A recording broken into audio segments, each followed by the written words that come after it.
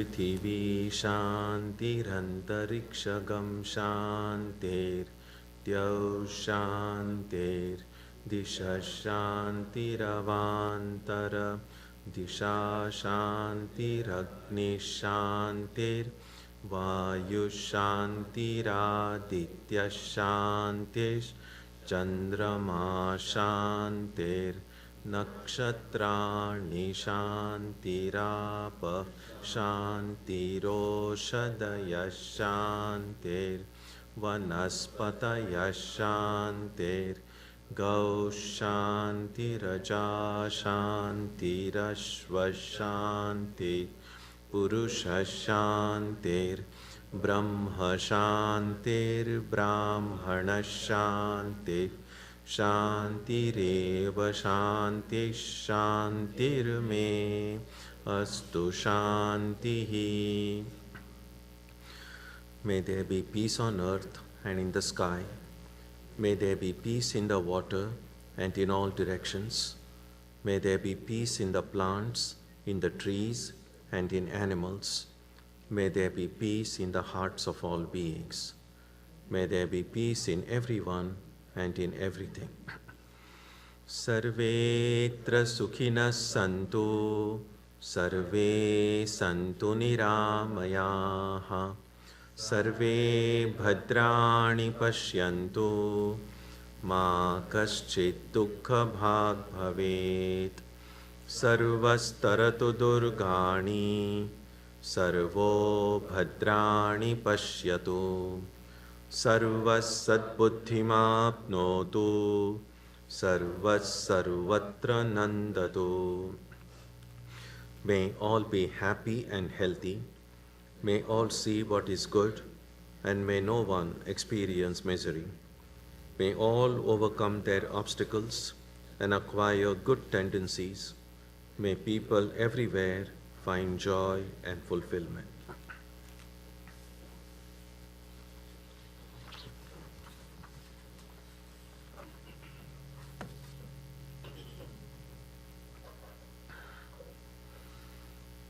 Let us now spend some time touching the center of peace and joy in our hearts.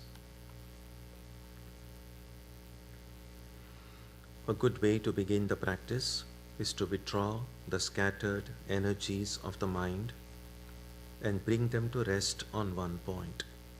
That point can be our own breathing. Let us therefore practice breathing with awareness. As we breathe in, let us visualize that our body and mind are being filled with love, strength, and compassion. And as we breathe out, let us release all the stress, anxiety, and exhaustion in the body and mind. Let us practice this way for a while.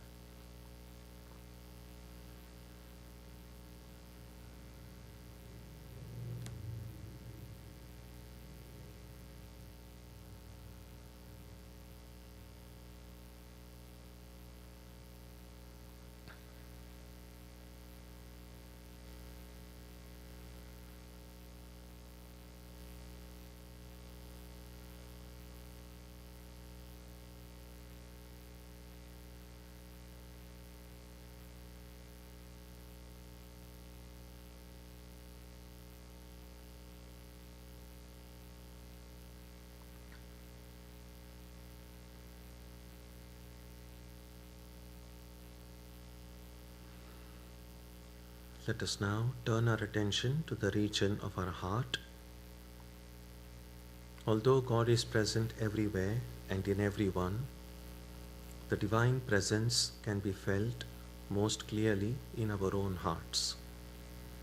We can meditate in any way we have been taught. To remain focused, we can take the help of a short mental prayer or a mantra or a divine name. Let us now spend some time dwelling on the presence of God in our hearts.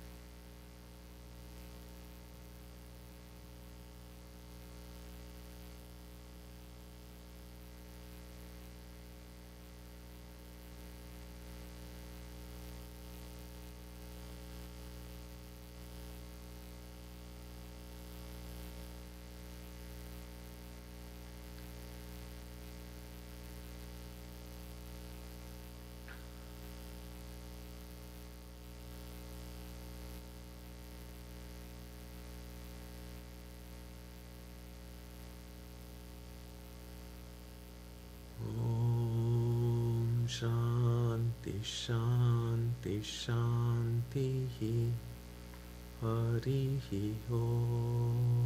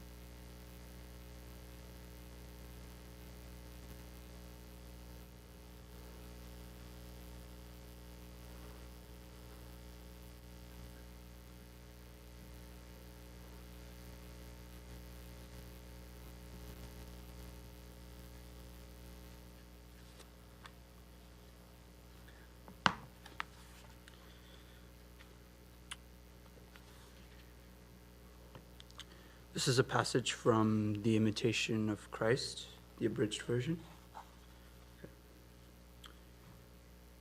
And the title of it is Thoughts on Death. Very soon, your life here will end. Consider then what may be in store for you elsewhere. Today we live, tomorrow we die and are quickly forgotten. Oh, the dullness and hardness of a heart which looks only to the present instead of preparing for that which is to come. Therefore, in every deed and every thought, act as though you were to die this very day. If you had a good conscience, you would not fear death very much.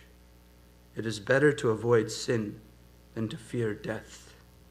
If you are not prepared today, how will you be prepared tomorrow? Tomorrow is an uncertain day. How do you know you will have a tomorrow? What good is it to live a long life when we amend that life so little? Indeed, a long life does not always benefit us, but on the contrary, frequently adds to our guilt. Would that in this world we had lived well throughout one single day. Many count up the years they have spent in religion, but find their lives made little holier. If it is so terrifying to die, it is nevertheless possible that to live longer is more dangerous. Blessed is he who keeps the moment of death ever before his eyes and prepares for it every day. If you have ever seen a man die, remember that you too must go the same way. In the morning, consider that you may not live till evening, and when evening comes, do not dare to promise yourself the dawn. Be always ready, therefore, and so live that death will never take you unprepared. Many die suddenly and unexpectedly, for in the unexpected hour, the Son of God will come. When that last moment arrives, you will begin to have a quite different opinion of the life that is now entirely past, and you will regret very much that you were so careless and remiss. How happy and prudent is he who tries now in life to be what he wants to be found in death: perfect contempt of the world, a lively desire to advance in virtue, a love for discipline, the works of penance, readiness to obey, self-denial, and the endurance of every hardship for the love of Christ. These will give a man great expectations of a happy death. You can do many good works when in good health. What can you do when you are ill? Few are made better by sickness. Likewise, they who undertake many pilgrimages seldom become holy. Do not put your trust in friends and relatives, and do not put off the care of your soul till later, for men will forget you more quickly than you think. It is better to provide now, in time, and send some good account ahead of you, than to rely on the help of others. If you do not care for your own welfare now, who will care when you are gone? The present is very precious. These are the days of salvation. Now is the acceptable time. How sad that you do not spend the time in which you might purchase everlasting life in a better way. The time will come when you will want just one day, just 1 hour in which to make amends. And do you know whether you will obtain it? See then, dearly beloved, the great danger from which you can free yourself, and the great fear from which you can be saved, if only you will always be wary and mindful of death. Try to live now in such a manner that at the moment of death you may be glad rather than fearful. Learn to die to the world now, that then you may begin to live with Christ. Learn to spurn all things now, that then you may go freely to him. Chastise your body in penance now, that then you may have the confidence born of certainty. Ah, foolish man, why do you plan to live long when you are not sure of living even a day? How many have been deceived and suddenly snatched away? How often have you heard of persons being killed by drownings, by fatal falls from high places, of persons dying at meals, at play, in fires, by the sword, in pestilence, or at the hands of robbers. Death is the end of everyone, and the life of man quickly passes away like a shadow. Who will remember you when you are dead? Who will pray for you? Do now, beloved, what you can, because you do not know when you will die, nor what your fate will be after death. Gather for yourself the riches of immortality while you have time. Think of nothing but your salvation. Care only for the things of God. Make friends for yourself now by honoring the saints of God, by imitating their actions, so that when you depart this life, they may receive you into everlasting dwellings. Keep yourself as a stranger here on earth, a pilgrim whom its affairs do not concern at all.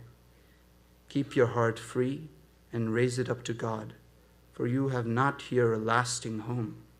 To him direct your daily prayers, your sighs and tears, that your soul may merit after death to pass in happiness to the Lord.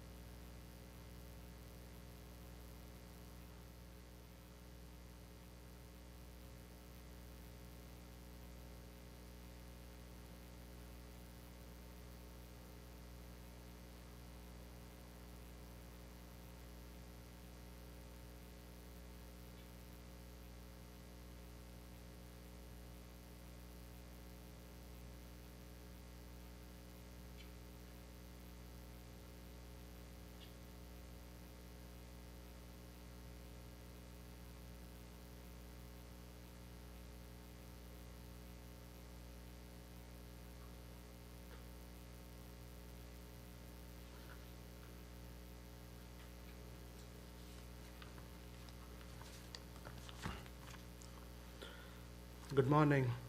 Today I'll be reading selected passages from the essay Health and Spiritual Life, written by Swami Bhajananda in the book Healthy Mind, Healthy Body. A common question asked by spiritual seekers is to what extent they should pay attention to their health.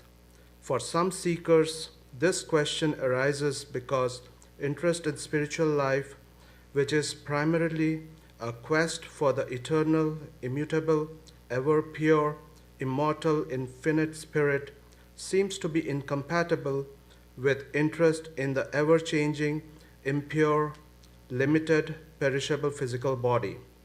And for those who follow the ideal of social service, concern for their own health appears to be a form of self-centeredness.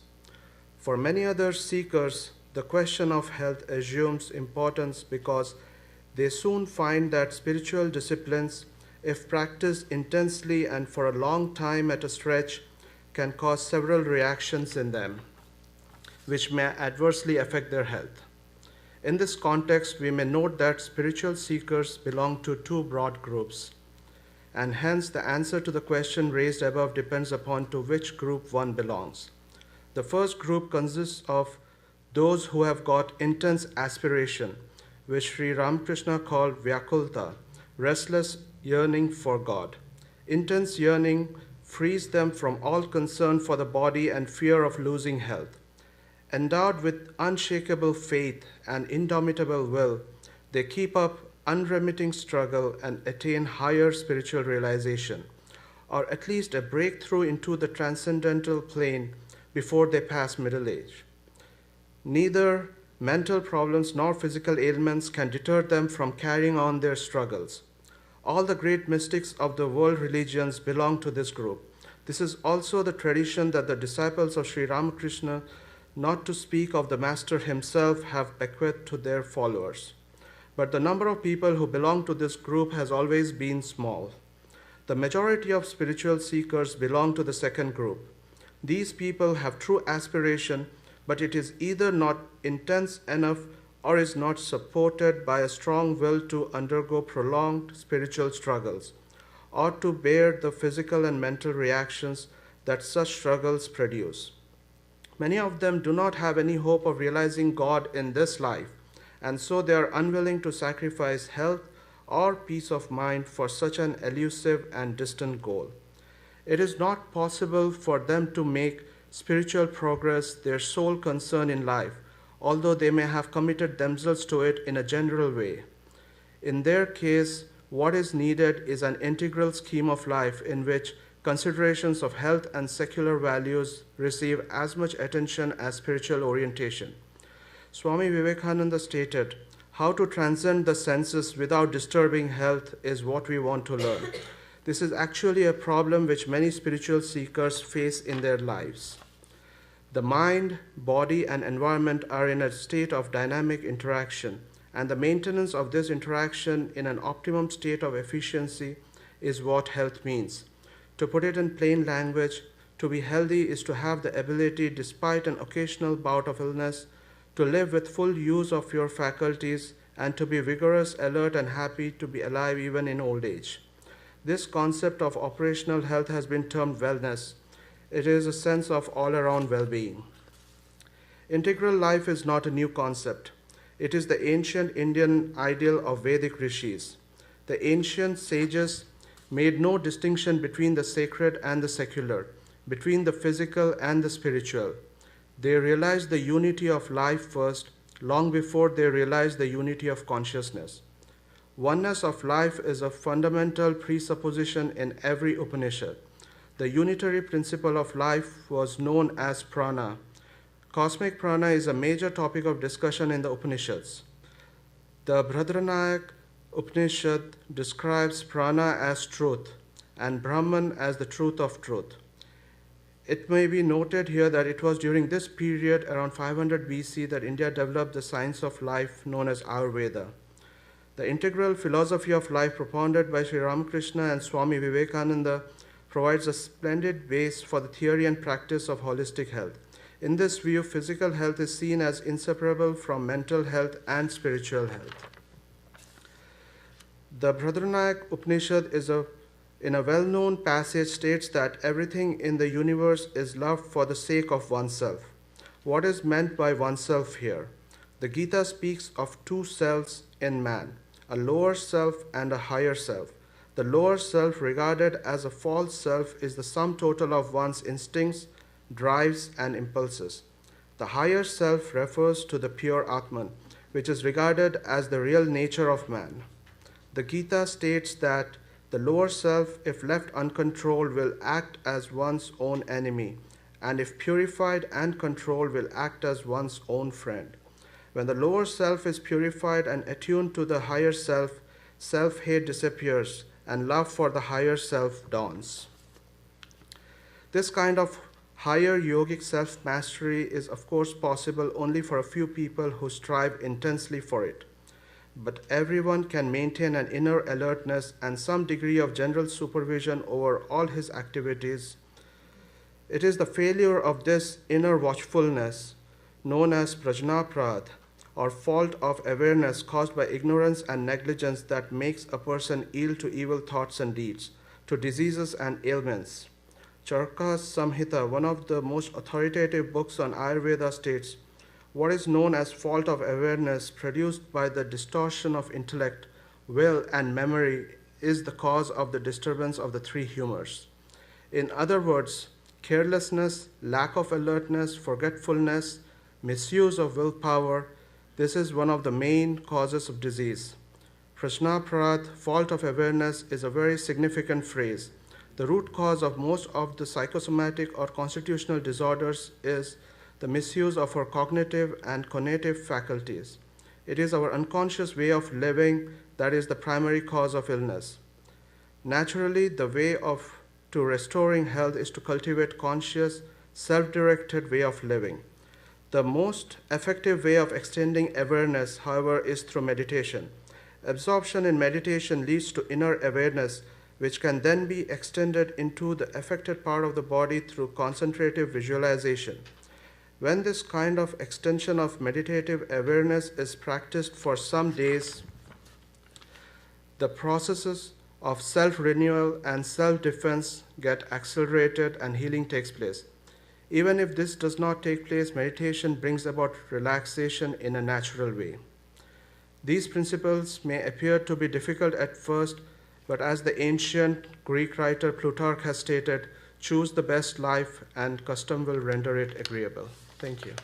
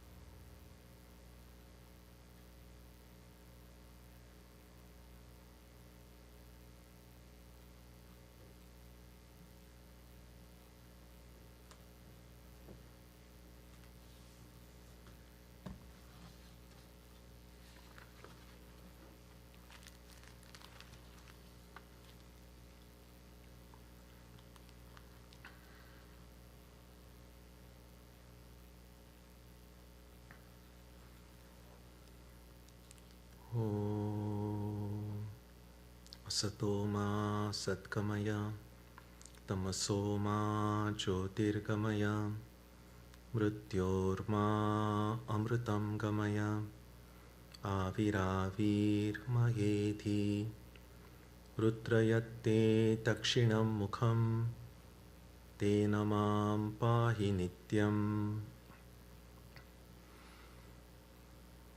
May the Divine lead us from the unreal to the real, from darkness to light, from death to immortality. May the Divine Consciousness fill our hearts and protect us.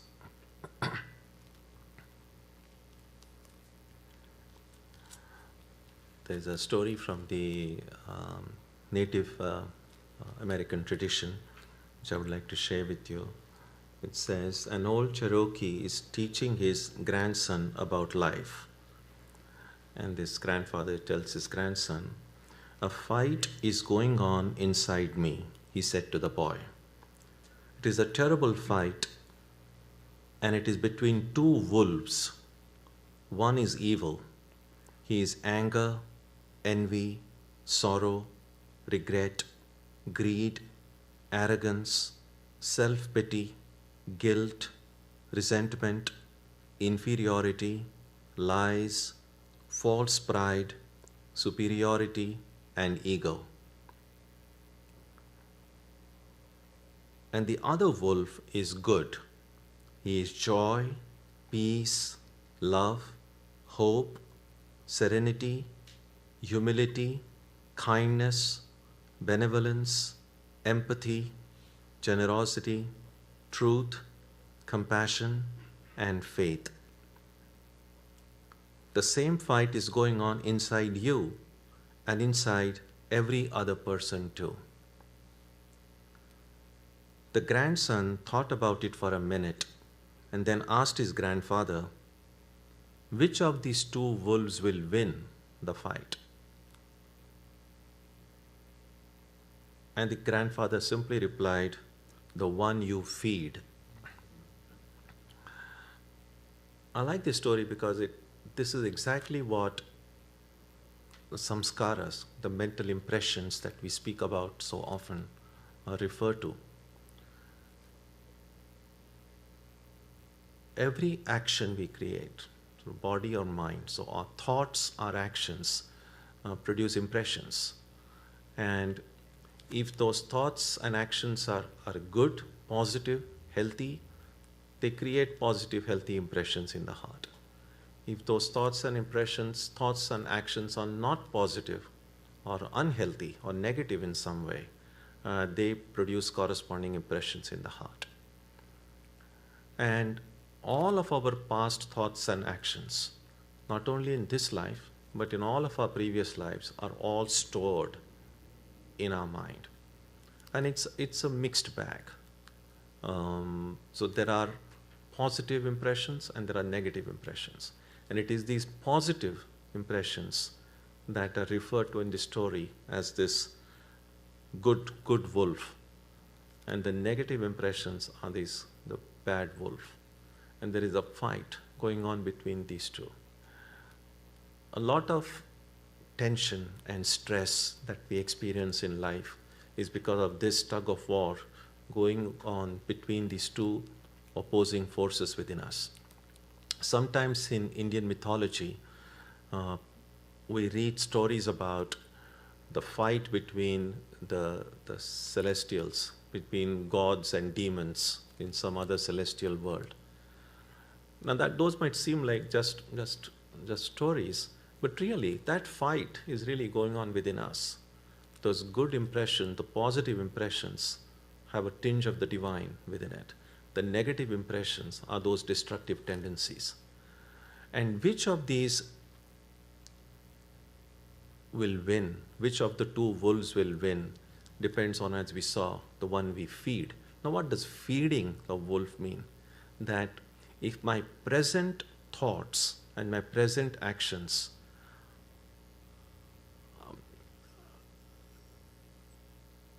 somehow stimulate those existing impressions, I'm feeding that specific wolf. So whichever kind of external influences I open myself to. If I open myself to more negative, destructive influences outside of me, I'll be feeding those negative, destructive impressions in my heart, that wolf in my heart. If I consciously open myself to positive impressions outside of me, I'll be feeding the other wolf. So, which of these two will win? The outcome is in our own hands, depending on which of these influences I consciously open myself to. In the readings that we had earlier, we saw the ever-present reality of death as something that it's definitely going to happen. We don't know when. We hope it's not too soon, but it will happen. So the uncertainty of our future. And we saw also in the second reading about what role does health play, physical, mental, spiritual. Taking all these things into consideration, we have to take, as spiritual seekers, we'll have to take a stock of our own life, at least occasionally, to see where we stand. Sometimes, if we have seen ourselves as spiritual seekers or as devotees for a long time, if we have over a lifetime done a lot of reading or attended some place of worship for a long time, it does give us a sense of that I'm doing something for my spiritual life. But just the feeling that I'm doing something for my spiritual life may not be enough to really transform me as a person.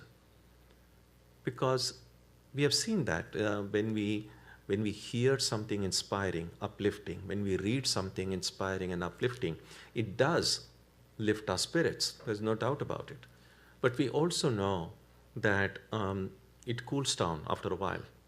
That sense of upliftment doesn't remain constant. It just kind of cools down. And then when it goes down, then we need to have another fix. And that's what maybe sometimes these weekly services that we have, it's like you get, it's like filling the tank of your car. The more you start driving, then again you go and you need to fill gas again. But I think spiritual life is more than periodically getting these inspirations and somehow use it up in the course of the week and then come for a second filling. I think we need to find ways to bring about a transformation that will not depend only on these periodic inspirations that we get from outside. And what this requires is more than just inspiration, doing something about it. Not just the kind of a la-la feeling, oh, I believe in God and I'm trying to be good. That's nice, the feeling is always good, but we know feelings come and go. Feelings don't remain. Feelings are pretty fragile actually. What never can go away once it comes is a real transformation within us. And for a real transformation to occur, in addition to thinking about something, we also must be doing something about it. And there are two possible hurdles in that. And one is just the enormity of it can make us want to put it off. Sometimes we know, and many of us have experienced it, there's a lot of junk gathered in your garage or in your basement. And then now and then we say, oh, I need to clean that up. I need to do it. And then we just reflect, it's so much, there's so much junk to be removed, then we have a good intention. We think about it often, that it needs cleaning up. But because the enormity of the task is so much, we always find some way to put it off. You say, well, let me begin next week. Or let me begin on a new year. Just anything will do. So that's one hurdle that we always try to put it off. Same thing with regard to even we spoke about health, about exercise, or about diet. It's always things like, oftentimes we know the right thing to do, but we tend to put it off. So that's one hurdle. And the second hurdle is we don't often recognize the urgency of the situation. And that's why the first reading today about death, and Thomas A. Kempis in that book, Imitation of Christ, says if we keep that hour of death before, and again, death is an unpleasant topic, but there is a very kind of a neurotic way of thinking of death. That's unhealthy. That doesn't help. But there is a very positive way, positive, spiritual way of thinking of death, which is actually very helpful. I believe it's Aristotle who said that great philosophers are always engaged in the practice of dying. And odd as it may sound, that the more healthy and positive outlook we have on death, it in fact will bring greater joy in life.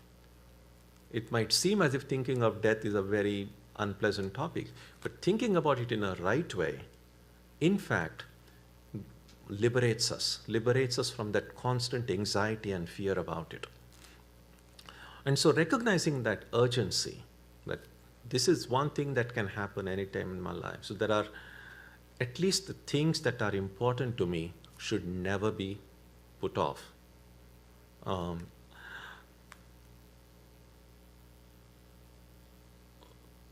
So these were the thoughts that were going on in my mind this morning.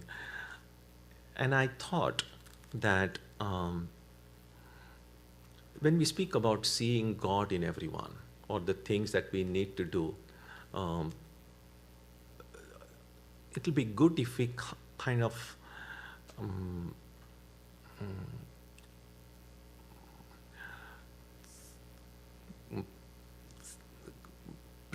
prepare for ourselves, construct for ourselves some very tangible things to do, not simply very abstract, because it's very abstract to say, oh, see God in all, be good, be kind. That's fine, that's wonderful. But the more tangible something gets, the easier it is to do it. And that's always more productive than having these big, large visions. Speaking about, for instance, I said about, say, cleaning our basement or a garage. It means a lot of junk we have gathered over it, and I can keep on postponing it endlessly. But one way would be, sure, there is no way I will be able to do it in a single day. Maybe it might take a few weeks, even if I were to do it continuously. And none of us has time to do that. But if someone says, every day, I'm going to go and just clean as much as it is possible in, say, 5 minutes or 10 minutes. Now, in 10 minutes, you're really not going to do much. That's true. But it's better than not doing anything. It's better than postponing it endlessly. So if I just say I'm going to devote 5 minutes or 10 minutes to a task, then in the course of 6 months or a year, just add it up. It'll be quite some time. So I may not be able to give some time to it on a single day, but spread over, it really a lot can be done. So in that spirit, I thought there are at least three things students of Vedanta can do. And one is a simple thing, that can I make a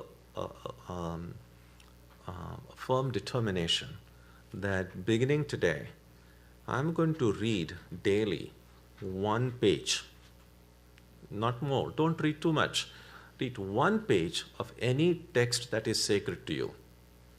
I know many of devotees of Ramakrishna, both monastic and lay, for years have made it a practice, for instance, to read a page from the Gospel of Ramakrishna or the Kathamrita. Now again, any text that is sacred to you, you say, come what may, short of a nuclear war, I'm just going to read 1 page. And none of us can say that, oh, I'm so busy, I don't have time to read 1 page of a book. So this is something very concrete, but it's a commitment we can make to ourselves, that 1 page of any text that is sacred to me. I'm just going to read it now. Read one page, just close the book, sit with closed eyes for just 2 minutes, reflect on what you have read. And then if what you have read makes sense to you, if it resonates with your head and heart, ask yourself, how can I practice this? Is there some way, some insight from this I can actually put into my life in the present circumstances of my life? Just one page. Again, so it's not an investment of too much time. So that's one thing very tangible that's possible for a Vedanta student to do. A second thing would be, while it's great to say, oh, the spirit of Karma Yoga, look upon God, everyone with God, as God and so on, that's great. And the more we can do it, the better it is. But let's make a commitment that say, every day, let me do at least one thing, anything, but one thing for any person, either known to you or a stranger, with no expectation of any return, and making a sincere effort to see the presence of God in the other person. You don't have to tell that other person what you're seeing. No, so this is completely internal. No one need to know. But at the end of the day, you should be able to say, well, I made this one person today, and I made an effort. I did this one thing without expecting anything back, and I made an effort. I may not succeed always, but I made an effort to remind myself that just as there is God present in my heart, there's God present in the heart of the person in front of me as well. Again, nothing very difficult to do. Just one person and one thing to do in a day. And a third thing that we can do, again, something very tangible would be, can I find just 5 minutes daily, only 5 minutes, to just sit quietly thinking of neither my past nor my future, actually not even the present, but just being myself and affirming my own identity. Now, my own identity, that will not be same for all. If we see ourselves as spiritual seekers, we need to ask ourselves, well, how do I really see myself? Yes, of course, I'm a human being, and we know we got a bunch of identities. I am this, I am that, and so on. But what is my spiritual identity? If I say I believe in God, what is my relationship with God? How do I see? Do I see God? If I see God as my father or mother, then do I see myself as a child of God? Or do I see myself as a servant of God? Philosophically, do I see myself as the spirit? Or whatever. Again, I'm no one to suggest what anyone's identity should be. But if we see ourselves as spiritual seekers, we must have something more to think of ourselves as more than simply just human beings, or more than just being a citizen of this country or that country. So what is my identity? So can I find at least 5 minutes daily? If you can find a quiet spot in your home, undisturbed by anybody, that's fine. If that's difficult, go take a walk somewhere where you can be truly by yourself. Again, I don't think none of us, I would imagine, is so busy that we can say, well, I don't even have 5 minutes for myself.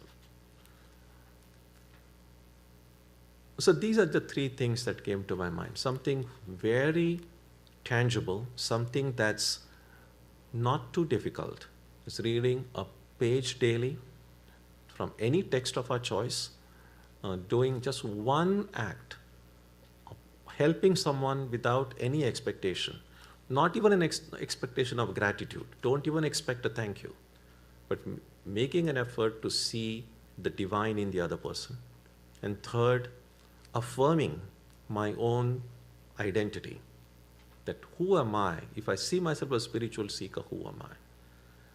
So these are the three things.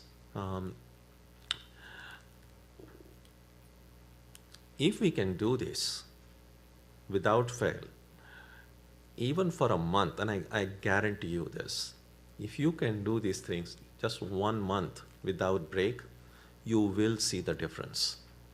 In fact, um,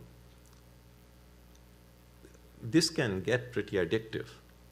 We will feel so happy if we do this. You will feel such, life would become so much more meaningful, so much more joyful, so much more liberating in many ways. We want to do more and more of it. But don't worry about that. Again, don't have two big plans. Let's have just a small plan, just this little thing to do. And there is a Chinese proverb which says that the journey of 1,000 miles begins with the first step. So as spiritual seekers, we can take short steps, one small step at a time. But that's the way we will know for sure that we are going nearer to whatever goal we have. So merely planning about it, simply thinking about it won't do. We must do something, and in order to do it, we need to evolve some very tangible, very clear steps, something within our grasp, and which can be fit without difficulty in our present routine, or present whatever schedule that we have based on our responsibilities and things in life. So this is some of the thoughts that I would encourage you to give some thought over it. And if you feel that this might be something that is worth giving a try, I would strongly encourage you to do that as well. Om Jananim Saratam Devim Ramakrishnam Jagadgurum Padapadme Tayo Shritva Pranamami Muhurmuhu.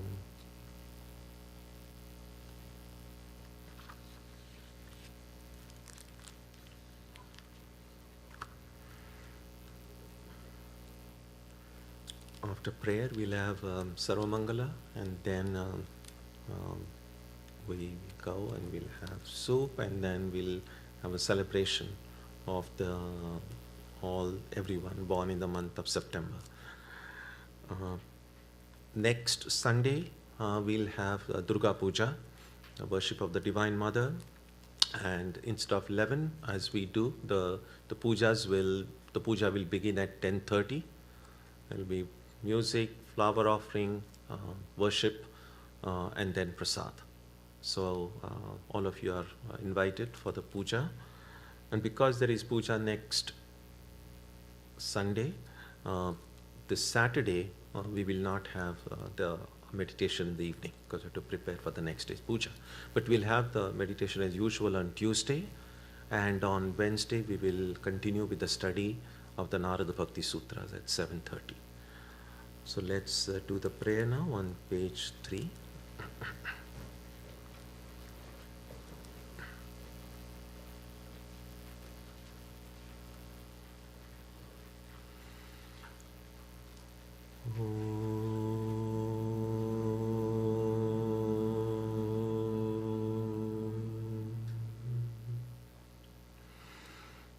May the Divine Being, who is the Father in heaven of the Christians, Holy One of the Jewish faith, Allah of the Muslims, Buddha of the Buddhists, Tao of the Taoists, Ahura Mazda of the Zoroastrians, the Great Spirit of the Native Americans, and Brahman of the Hindus, lead us from the unreal to the real, from darkness to light, from death to immortality. May we be granted strength, freedom, and clear understanding. May we learn to see God in our own hearts and in everyone around us. May God bless us all and fill our hearts with gratitude, grace, and love. Om Shanti Shanti Shanti. Peace, peace, peace be.